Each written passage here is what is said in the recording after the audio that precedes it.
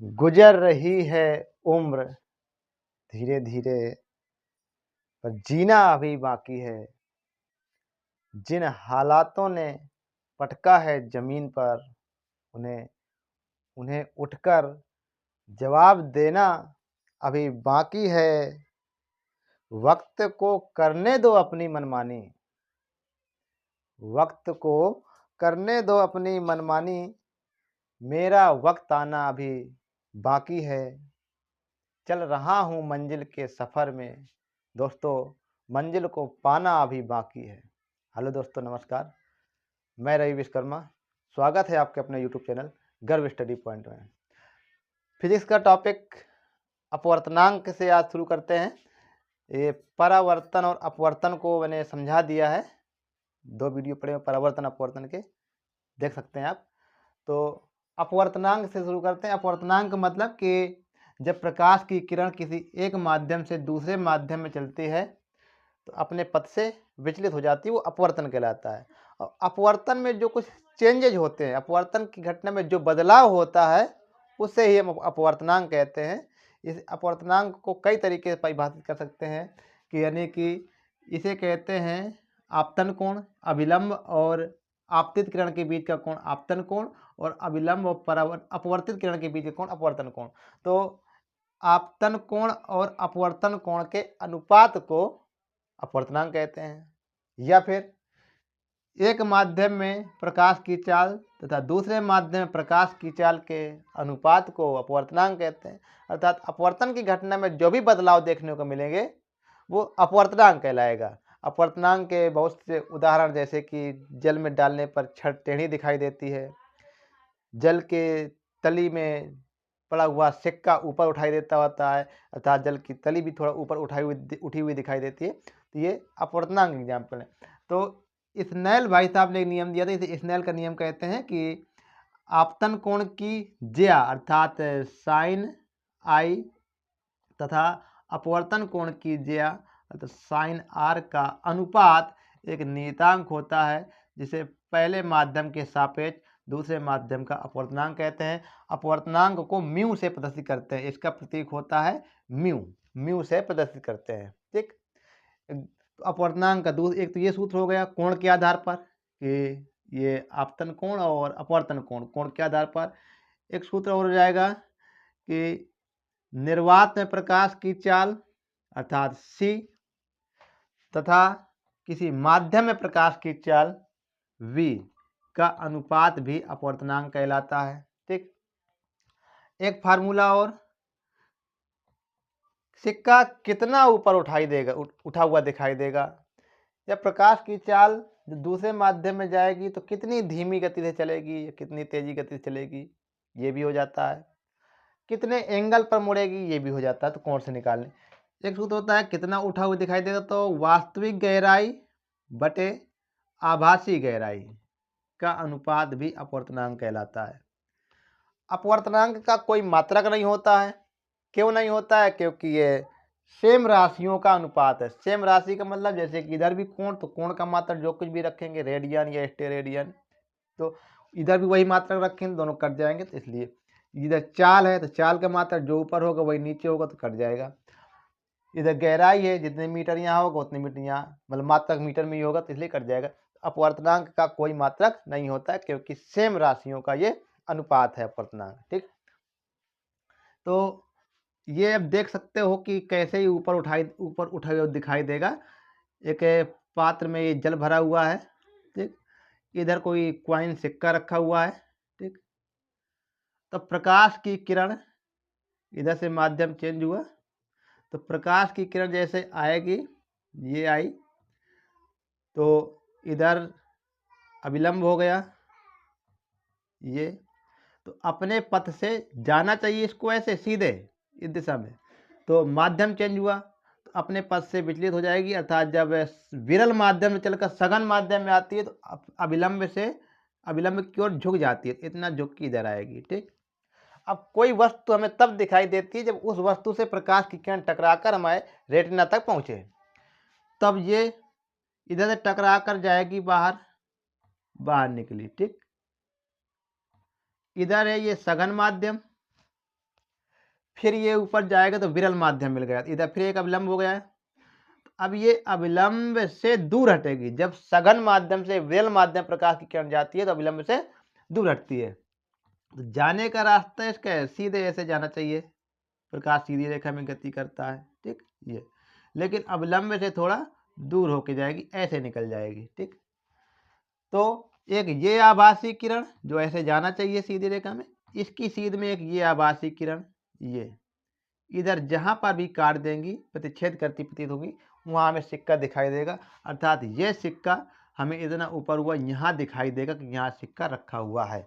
इस हिसाब से हमें वस्तु ऊपर उठी हुई दिखाई देती है, क्योंकि आभासी किरणें मिलती हुई प्रतीत हो जाती हैं, वास्तविक किरणें नहीं मिलती। वास्तविक किरण तो यहीं से जा रही है, तो सिक्का वास्तव में तो अपनी जगह है, उठा हुआ क्यों दिखाई दे जाता? क्योंकि आभासी किरणें टकरा रही है, आभासी किरणें प्रतिच्छेद कर रही हैं एक दूसरे को।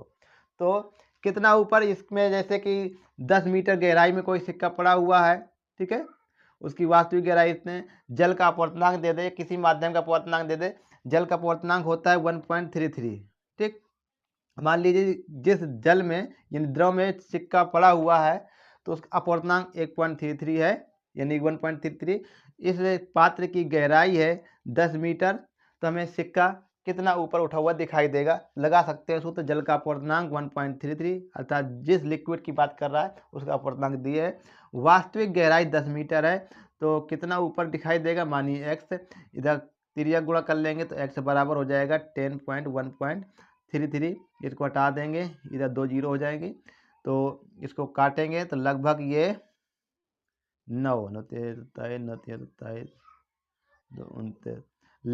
लगभग ये 9 पॉइंट कुछ आएगा, 9 पॉइंट कुछ आएगा। यानी कि 9 बार में काटेंगे तो 9 तिया 27, 9 तिया 27, 2 29, 9 1 9, 2 11, 9 में नहीं 8 में जाएगा, सॉरी, हाँ 8 पॉइंट कुछ कुछ हो जाएगा, जो कि सिक्का ऊपर उठा हुआ दिखाई देगा, ठीक है।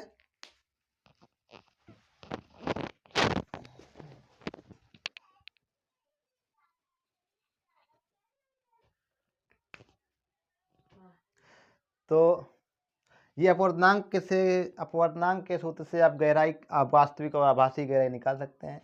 ये किसी माध्यम प्रकाश की चाल दी हुई तो निर्वात प्रकाश की चाल दी है तो निकाल सकते हैं, प्रकाश की चाल कोण निकाल सकते हैं कितने एंगल से झुक के जाएगी। और अपवर्तनांक मतलब चमकना की, मतलब कि कोई वस्तु कितनी चमकेगी, जिसके जितना ज़्यादा अपवर्तनांक होता है उतना ज़्यादा वो वस्तु चमकती है। अर्थात दुनिया में सबसे ज़्यादा चमकने वाला पदार्थ हीरा है, जिसका अपवर्तनांक 2.42 होता है। तो इससे ज़्यादा चमकदार वस्तु कोई नहीं। इसका मतलब है कि हीरे में जो प्रकाश की चाल है और निर्वात प्रकाश की चाल, इनका अनुपात 2.42 है।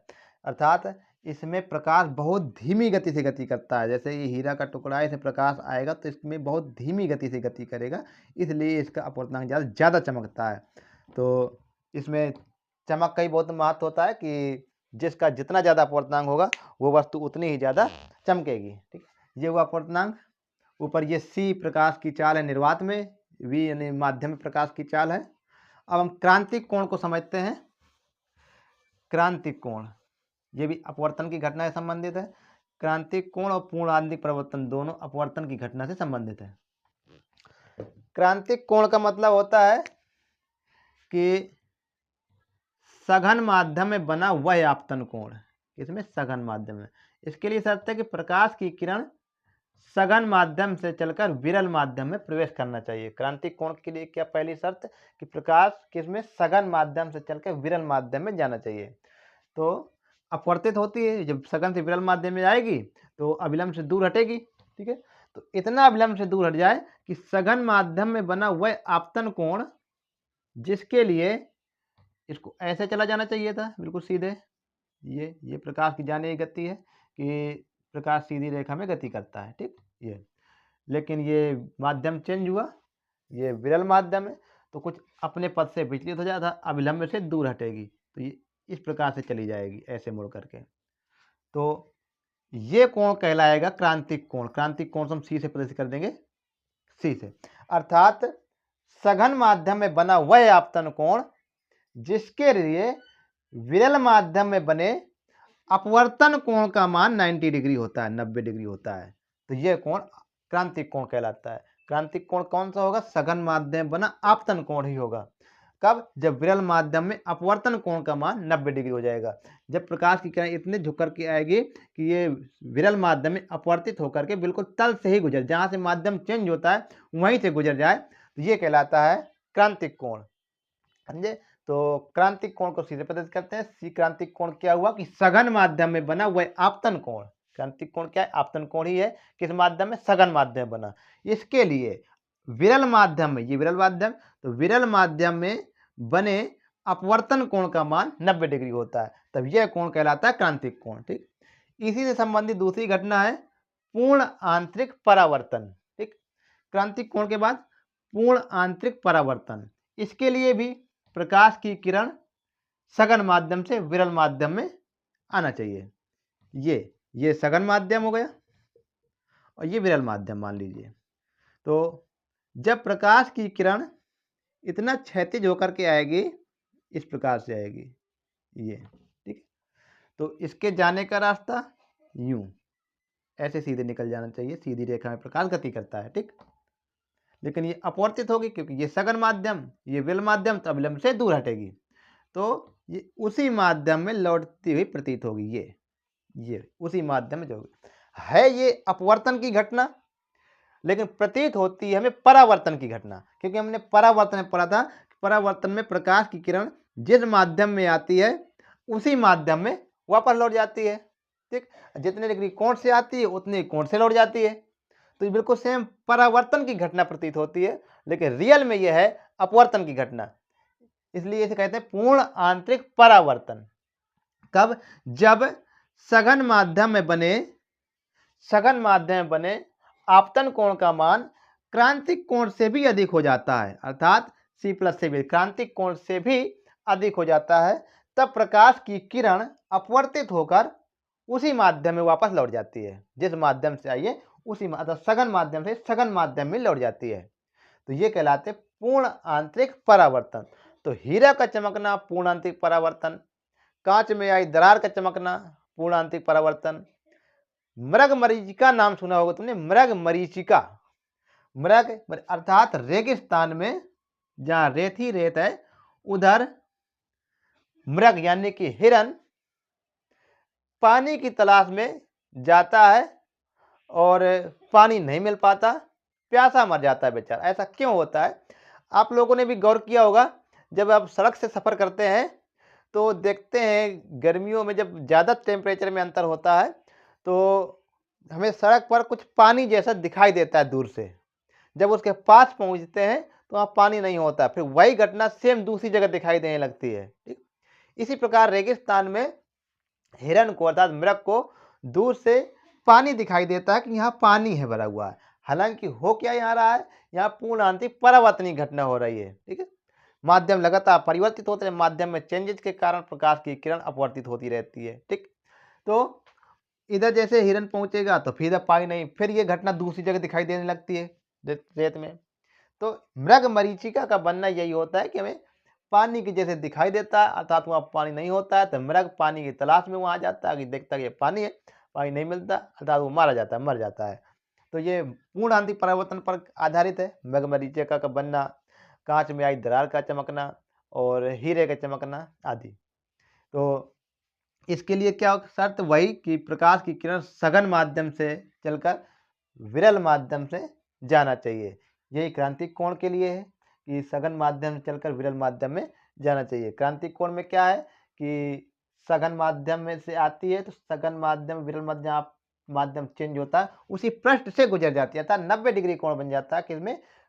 विरल माध्यम में। विरल माध्यम में अपवर्तन कोण का मान 90 डिग्री हो जाता है, तो ये आपतन कोण कहलाएगा क्रांतिक कोण। पूर्ण आंतरिक परावर्तन में जब ये क्रांतिक कोण से भी ज्यादा होगा आपतन कोण का मान, अर्थात और ज्यादा क्षैतिज होगा, और ज्यादा लेट कर प्रकाश की किरण आएगी। मान लीजिए किसी स्रोत से, किसी वस्तु से अनंत प्रकाश की किरणें गुजरती है, डिपेंड करता है कि वो उस वस्तु से टकराकर उधर किस क्षेत्र पर कैसे पड़ रही है। अनंत प्रकाश की किरणें गुजरती हैं, तो कोई ऐसे प्रकाश की किरण जो बहुत ही क्षैतिज होकर के आएगी, क्रांतिक कोण से अधिक होकर आएगी, उस वस्तु से पड़ेगी तो उसी माध्यम में वापस लौट जाएगी, तो ये पूर्ण आंतरिक परावर्तन हुआ। ठीक, आज के लिए इतने पूर्णांतिक एग्जाम्पल ये जैसे कि बता दिया, हीरे का चमकना हो गया, और ये कांच में आई दरार चमकती है, मृगमरीच का।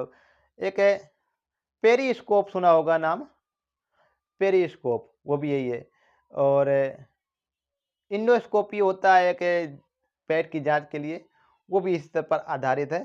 अर्थात पेरिस्कोप में भी एक दर्पण लगा दिया जाता है, उधर परावर्तनीय घटना होती है। पेरिस्कोप में हम निचाई पर खड़े हुए हैं, निचले स्थान पर, और इधर दूसरा कोई व्यक्ति ऊंचाई पर खड़ा हुआ है। इधर ये कोई वाल वगैरह है, मतलब कि बॉर्डर है जो नहीं दिखाई दे रहा, जिसकी वजह से। तो एक पेरिस्कोप का मतलब एक यंत्र है, उसमें इधर एक मिरर लगा दिया जाता है 45 डिग्री सेंटीग्रेड पर, 45 डिग्री सेंटीग्रेड पर, और एक मिरर इधर लगा दिया जाता है 45 डिग्री सेंटीग्रेड पर। इधर फिर दिख जाता है वस्तु, यहाँ से वस्तु की छवि यहाँ से आएगी तो यहाँ से परावर्तित होगी दर्पण से, तो यहाँ दिखाई दे जाता है। ठीक है, अब मिलते हैं अगले वीडियो में। ये लेंस में पढ़ेंगे, लेंस में प्रतिबिंब कैसे बनते हैं, किन किन स्थिति में बनते हैं, दर्पण प्रतिबिंब कैसे बनते हैं, किन किन स्थिति में बनते हैं। आज के लिए इतना ही, बहुत बहुत धन्यवाद।